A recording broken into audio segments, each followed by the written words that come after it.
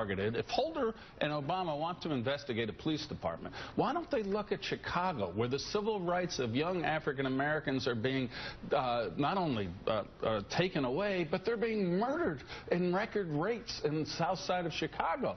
The policing there leaves something to be desired when it comes to protecting the constitutional rights of young African Americans to walk the streets with life, liberty, and in the pursuit of happiness. Even if you support stop and frisk, though, would you argue that it could be improved? In other words, when you have 9 out of 10 stops resulting in nothing whatsoever, Willie, can it be improved? Absolutely it can be improved. And Mike Bloomberg and Ray Kelly are always trying to improve it.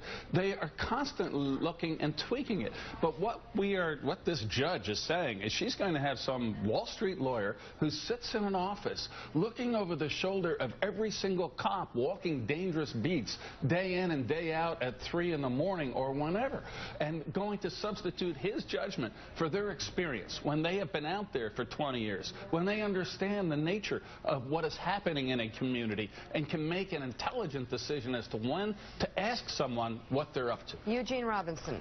Well, Governor, we're not that far apart on this. There's certainly merit in stop and frisk if it's done fairly, it seems to me. And, you know, 88% of the stops and frisks result in no summons, no nothing.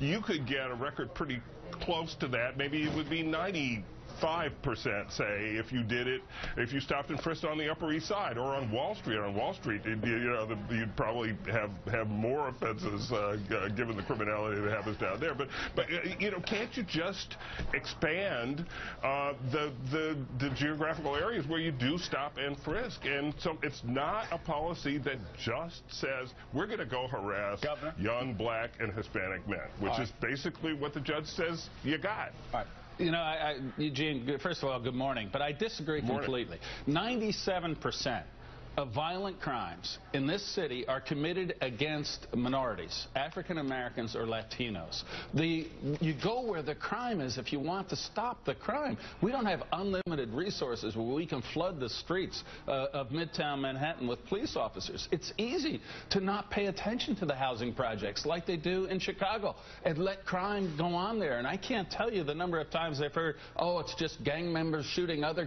gang members, so what? It is, I think, a tribute to this mayor and police department that we are putting so much of our police emphasis in low-income neighborhoods, in high-crime neighborhoods, so that the quality of life, the safety that every one of us as an American should be entitled to feel comfortable in exists not just on Fifth Avenue and Park Avenue, but exists on 125th Street and in Ocean Hill, Brownsville. I think that is something to be